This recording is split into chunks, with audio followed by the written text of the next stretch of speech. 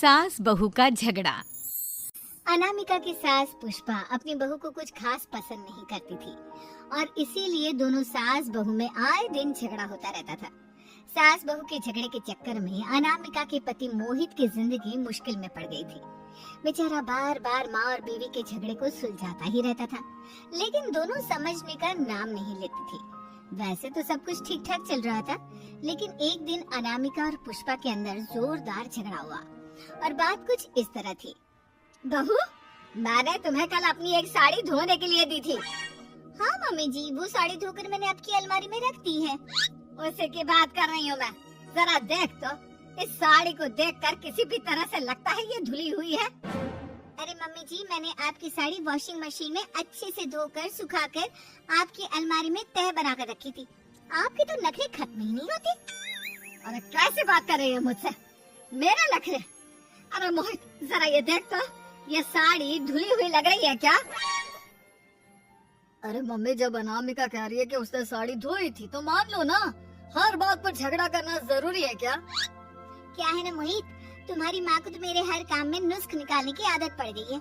जब तक दो चार खरी खोटी सुना नहीं लेती ना, इनका दिन नहीं निकलता। अरे चुप कर, बहू होकर मुझे जवाब देती हो। एक तो गंदे कपड़े उठाकर अलमारी में रख दिए, ऊपर से कैंची की तरह कचर कचर बोली जा रही हो। अरे मम्मी जी, आपको समझ में नहीं आता क्या? मैंने साड़ी धो कर रखी थी, तो फिर इतनी गंदी क्यों लग रही है? अब मुझे क्या पता मम्मी जी, आप इस पर इस तरह तेल और घी की चिकनाई के दाग लगाकर लाएंगी तो ये मेरी जिम्मेदारी थोड़ी ना है। अरे तो हाथ से धोना चाहिए था ना।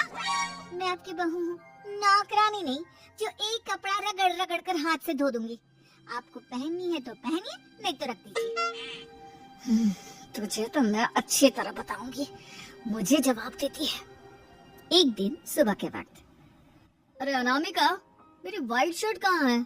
आज ऑफिस में बहुत बड़ा प्रेजेंटेशन है और मुझे वो व्हाइट शर्ट पहन कर जाना है। मुझे पता है, आपने मुझे 2 दिन पहले ही बता दिया था और आपकी शर्ट मैंने धोकर अच्छी तरह आयरन करके अलमारी में लगा दी है। जाइए वहाँ से ले लीजिए। अनामिका, ये तुमने क्या किया?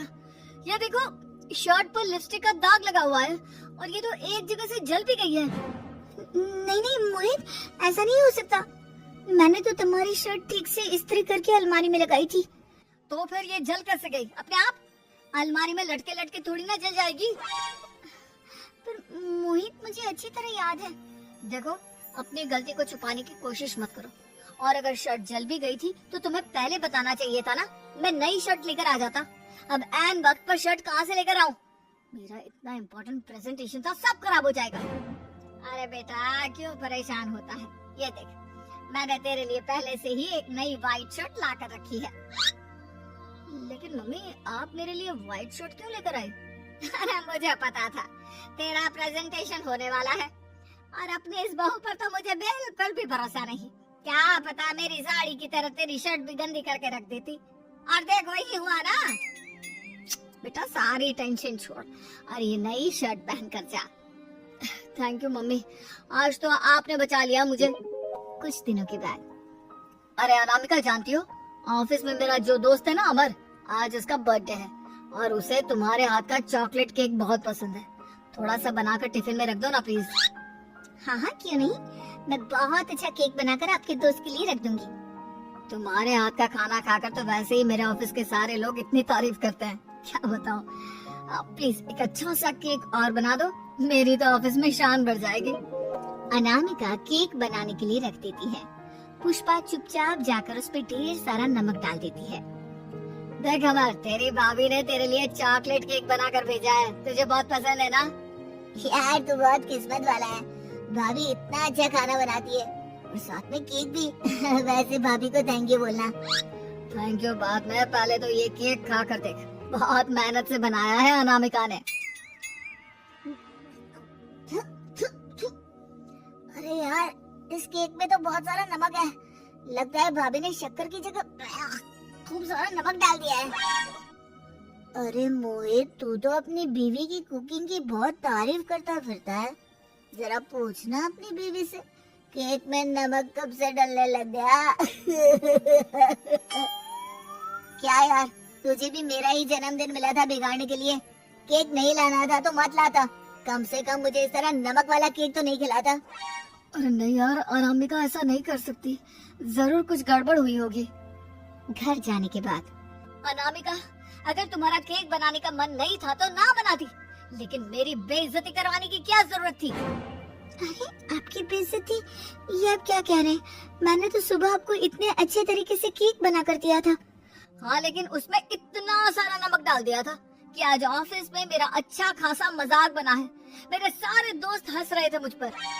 अरे बेटा, मैंने तो तुझे पहले ही समझाने की कोशिश की थी।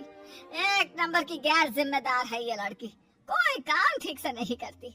उस दिन भी गंदी साड़ी रख दी थी मेरी अलमारी में और झूठ बोल रही थी।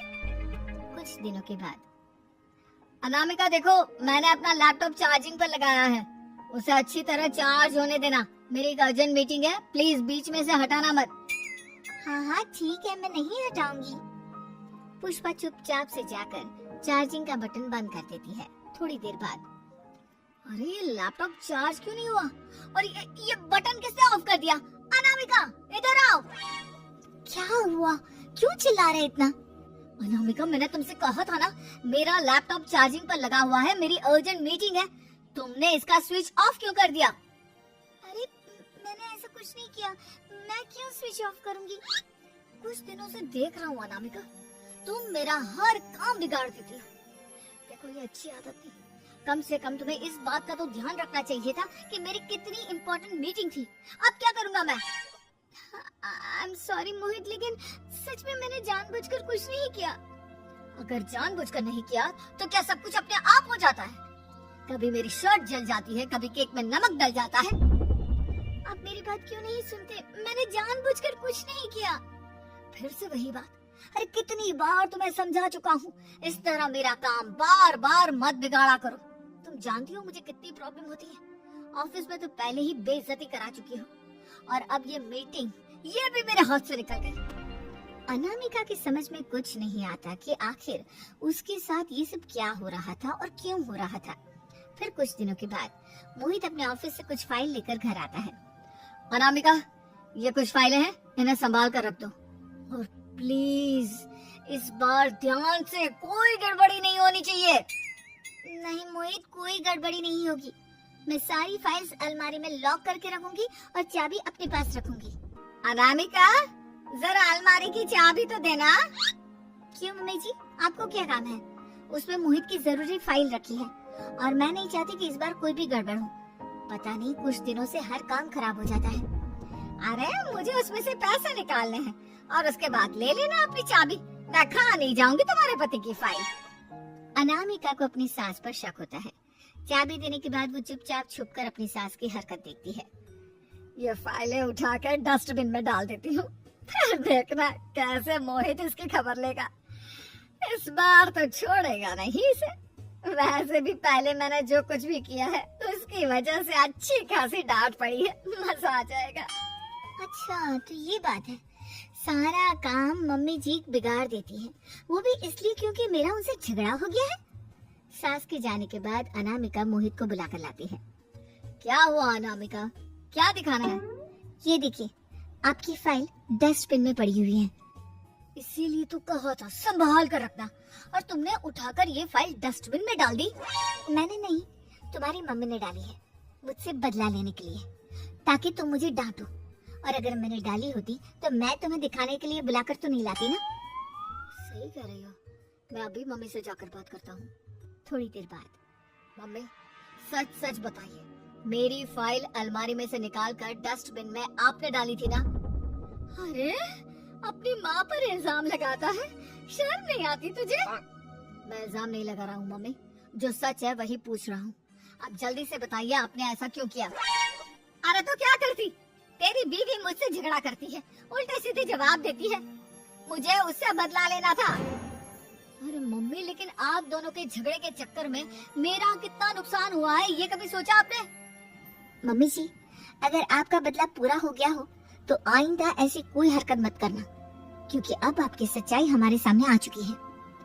ये तो वक्त ही बताएगा मैं क्या करूंगी और क्या नहीं। मम्मी जी, कहा ना आप ऐसा कुछ नहीं करेंगी। अरे मेरी जो मर्जी आएगी वो मैं करूंगी। मेरा सर घूम रहा है। सास बहू के झगड़े में मेरी जिंदगी का तो कचरा हो गया है, कचरा।